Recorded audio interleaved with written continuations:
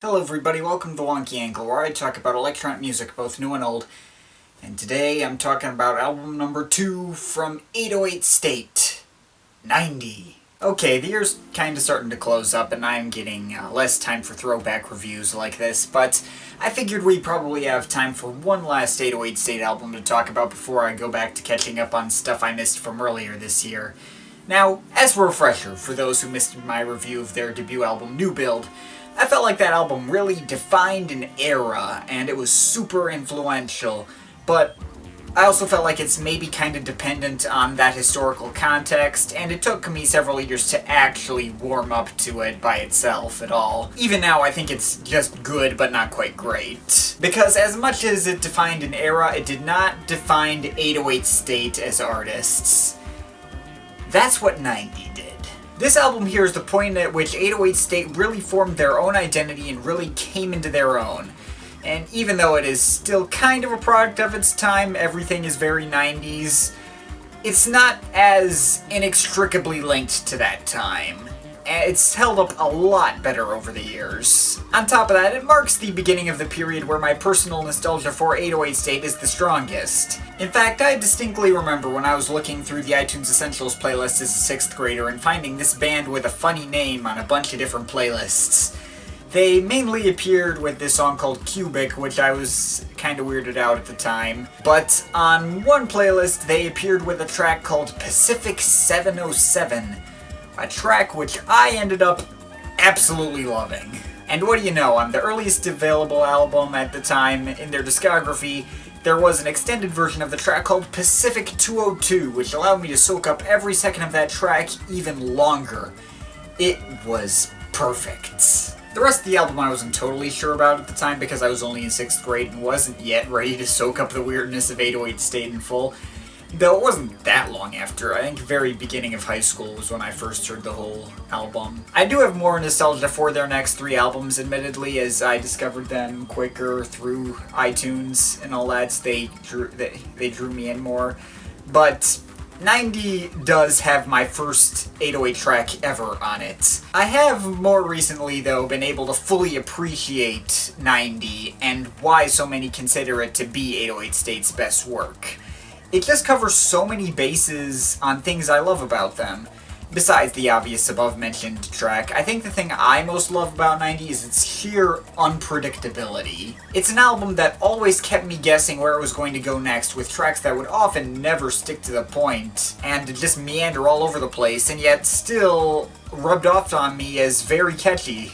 It has some fantastic variety, it's just a remarkably solid and still to this day extremely unique release that no one else has been able to replicate the appeal of. So let's go down 90 track by track. The first track, Magical Dream, was one of my favorites for a while since it was of the more straightforward variety.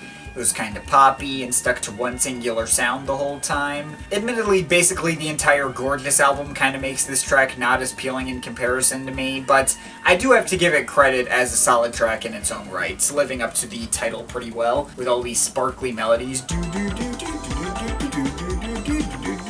and TB303 bass lines contrasting with the smoother vocals from Vanessa and the cool synth pads. It does definitely give off that kind of mystical vibe. It is a little emotionally detached, though, if I have to be honest.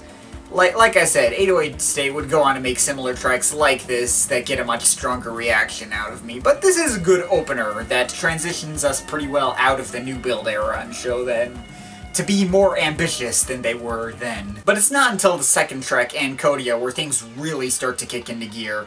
This track is so bizarre and yet so lovely. It just continues to jump from hook to hook and appears to come together as a giant incoherent mess. And yet somehow every single second of this track is really easily memorable, from the little Egyptian-esque keyboard licks.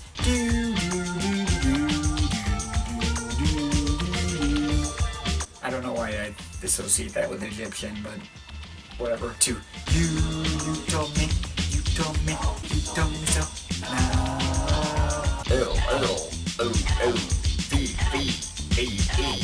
L-O-V-E love. This track just shoves these hooks right next to each other without really bothering with any transitions. And yet somehow it all works fantastically well. Tracks like these that don't stick to the point are kind of 808 State's bread and butter. The track 80808080808 is another good example of doing something similar. Though it's a bit more hard-hitting and less linear somehow, hard-cutting from these bright chord progressions to all this new build style synth noodling and bringing in these piano loops later on. It makes no sense, and that's why it's so great. You do also have tracks that are more percussive and hard-hitting, most notably Cobra Bora. This track does the whole hook mashing thing I mentioned while combining it with an intense but really fun beat. Probably the most intense track on the album. Now the hooks themselves admittedly don't quite stick the landing as well as on Ancodia or 808080808. I've heard this album God knows how many times, and I've never got any part of Cobra Bora stuck in my head.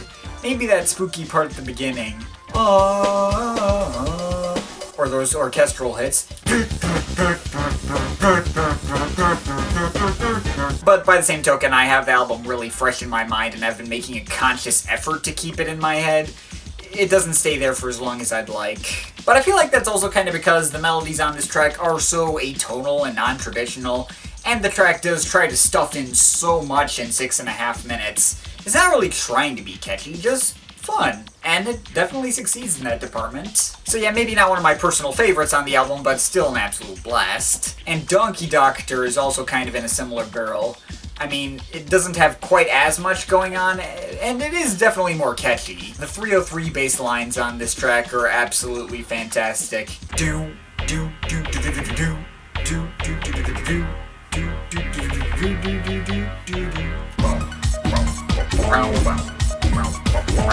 The part I typically remember the best, though, is like the Cybotron sample in the beginning. Welcome to Techno City. Or when they just chop it up, like right at the beginning. Techno City. Now, of course, there are still some more linear tracks on here. I do, of course, still have to give mad praise to Pacific 202. To this day, easily the best track on this album. Even if that is kinda cheating depending on who you ask, since this track initially appeared on their Quadra State EPS, Pacific State, back when a guy called Gerald was still on board in 808 State, but Pacific 202 is still the best version of this track, at least for me. Its progression of cool synth pads and twittering bird sound effects, going up with a super catchy sax line,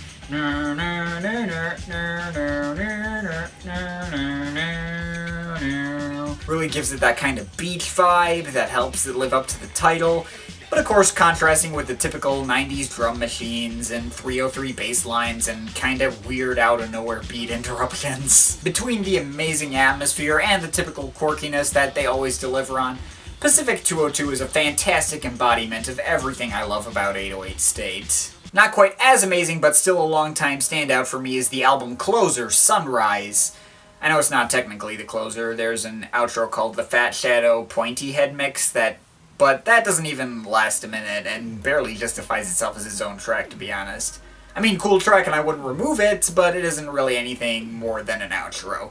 But going back to Sunrise, this track is another more linear one, doesn't meander all over the place, and has a little bit of those beach vibes you get out of Pacific 202, except with the creepy meter dialed up significantly. The synth pads are more dissonant, the percussion track is much weirder sounding, there's a lot of these weird echoing bongo noises and barely audible Middle Eastern horns, though it does eventually bring in the usual drum machines and a more prominent melody later on.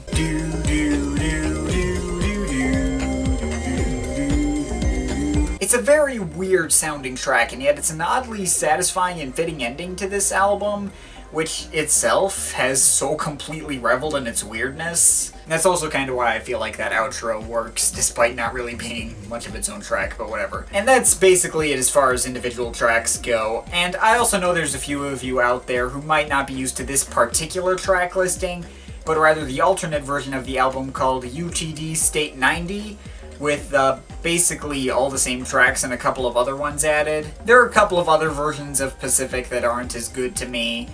And there's the track State to State from their Quadra-State EP, which is a pretty fun track, and there's some other cool exclusive tracks like Boney Ween and Revenge of the Girly Men, which are fun too. I prefer the former between those two, by the way. But none of those tracks are among my favorites 808 State has to offer. Mainly because I grew up on the standard edition of the album with only 8 tracks. I didn't get to hear most of these tracks until so much later, and, obviously have not had the time to let them grow on me. But they do still all embody the same weird and disjointed atmosphere that 808 State were going for throughout this album and much of the rest in their career. And yeah, I think that's basically about it as far as this album goes.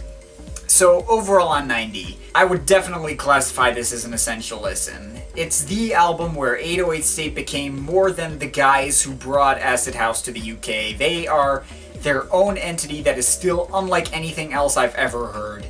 From their old school equipment that's always going to be fun for me to hear, to their weird non-linear compositions, to their surprisingly good atmosphere building, to the fact that it's still such a catchy, memorable, and above all, really fun album 7-8 years after first hearing it. It's their most widely loved album for good reason. Probably the best starting point for them if you're going into them for the first time as well. And while I personally prefer the stuff they came out with after this, I can't deny that 90 is absolutely a classic, and I'm overall feeling an 8.5 out of 10. But of course, this is just my opinion. You can feel free to disagree with it, but I'd like to hear your thoughts, so leave the comments in the comment thing down there. But yeah, that's pretty much it. That's all for today. See you next time.